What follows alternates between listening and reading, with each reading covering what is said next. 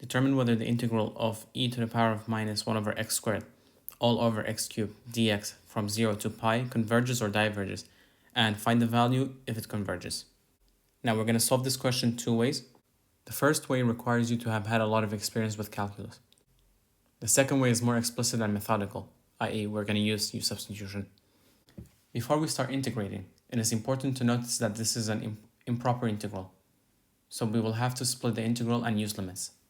And the way we're going to split it is to say this is equal to the integral from a to 1 of e to the power of minus 1 over x squared all over x cubed dx.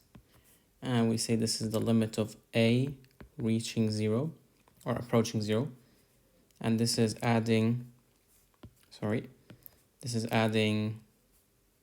the integral from 1 to b of the same integral,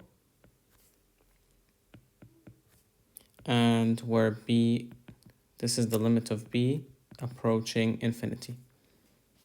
And if you're wondering why we're doing this, well, because this integral that we have, if you notice, if we have x equals 0, then at the denominator we're going to have 0, and you can't divide by 0, so it's undefined. And similarly, for this integral, if we have x is infinity, then the power of e, which is 1 over x squared, well, negative 1 over x squared, well, that will approach 0 because it will be 1 over infinity squared, which is undefined. Now that we've split our integral and now we have two proper integrals, we can start with the first method, which is we notice that if we rewrite this integral, I'm just going to write it on the right. So we have e to the power of negative 1 over x squared or x cubed. And if I rewrite this, this is the same as saying all times. Now notice that this, if we take this as f of x, then the whole thing is the derivative of f of x. And what do I mean by that? Well, see, if we say f of x equals e to the power minus 1 over x squared, then the derivative of f of x will be negative 3 over x cubed times e to the power of minus 1 over x squared. And you can check this and see that this is the correct form. So that means the integral we had in the beginning, so this, if you want to integrate it, so if we say the integral of this, it would just be e to the power of minus 1 over x squared times negative 1 over 3. Because negative 1 over 3 and negative 3 will cancel out, and then we will get the integral that we had. And now let me rewrite this in a bit more clear way. Well, this is the same as saying negative 1 over 3 times e to the power of minus 1 over x squared. And you can check this and see that this is correct. And as you can see, if you have had a lot of calculus experience, maybe you would have noticed this and been able to save yourself some time to do the Usubstitution and directly skip all the steps to get the result. So now let's just substitute back in the result we got into the question. So this will be the limit of a approaching 0. Oh, sorry, I can see that I've made a mistake. So this is supposed to be a approaching 0, not x approaching 0. Okay, so the limit of a approaching 0 of negative 1 over 3 times e to the power of minus 1 over x squared from 1 to a. And this will be adding the limit of b approaching infinity of the same expression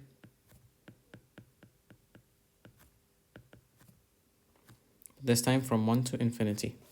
And now the hard part is done. We just substitute in the values. So this is going to be 1 over 3 times e to the power of minus 1 over 1 squared minus the limit of a approaching 0 of negative 1 over 3 e to the power of minus 1 over a squared. Plus, and I'm going to continue down here to have more space, the limit of b approaching infinity of negative 1 over 3 e to the power of minus 1 over x squared. Oh, that would be b squared minus, then minus 1 over 3 e to the power of minus 1 over 1 squared. Now notice these two terms cancel out, so this one and this one cancel out. So we're just left with negative the limit of 8 approaching 0 of negative 1 over 3 e to the power of minus 1 over a squared plus the limit of b approaching infinity negative 1 over 3 e to the power of minus 1 over b squared. Now, sorry, I just realized a mistake I've made. So I've said that this is here minus 3. It's not minus 3, it's just simply 2. So this is 1 over 2. This is 1 over 2. This is 1 over 2. 1 over 2. 1 over 2. So these are all 1 over 2. 1 over 2. And finally, 1 over 2. I'm sorry for that. Now let me just rewrite this to tidy things up. This is the limit of a approaching 0, 1 over 2 times e to the power of minus 1 a squared over a squared plus the limit b approaching infinity of 1 over 2 e to the power of minus 1 over b squared. Now let's rewrite this in another way that will help us find the answer.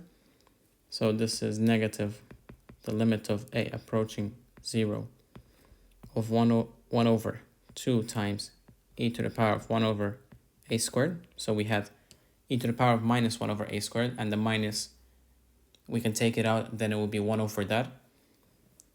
This is going to be plus limit of b approaching infinity of 1 over 2 times e to the power of 1 over b squared. Now we need to analyze the limit to find the answer. So first, let's take this limit. So we have the limit of a approaching 0 of 1 over a squared. So we only need to consider the power because the limit is concerning a, and a is only in the power, so the rest is irrelevant. So you realize that as a gets smaller, 1 over a squared gets bigger, bigger. So when a approaches infinity, when a approaches 0, this fraction approaches infinity. Now, we have e to the power of 1 over a squared. So that means as this power approaches infinity, e to the power of infinity also approaches infinity. And since we have 1 over infinity, then we know that this whole thing approaches 0. Because we had that the power approaches infinity, so that means e to the power infinity is infinity. And we have 1 over that, so 1 over infinity is infinitely small. So we're going to say that this whole thing approaches 0. So this is equal to 0. Now let's have a look at the second one. We have that the limit of b approaching infinity of 1 over b squared. And see that as b gets bigger, that fraction gets smaller. So as b approaches infinity, the fraction becomes infinitely small, so it approaches 0, right? And now we have e to the power of 0, and anything to the power of 0 is 1. So now we see that this expression that we have equals 1. If we rewrite this, let's just say the limit of b approaching infinity, 1 over 2 times 1 over e to the power of 1 over b squared. And we know this approaches 1. Well, this becomes 1 because the power is going to be 0. So this is just 1 over 2 times 1, which is 1 over 2. Now again, let's just tidy things up because this video is quite messy. Sorry for that. So this is, we said that the first limit that we had approaches 0, and the second limit we had approaches 1 over 2. And this is just 1 over 2. So indeed, our integral converges.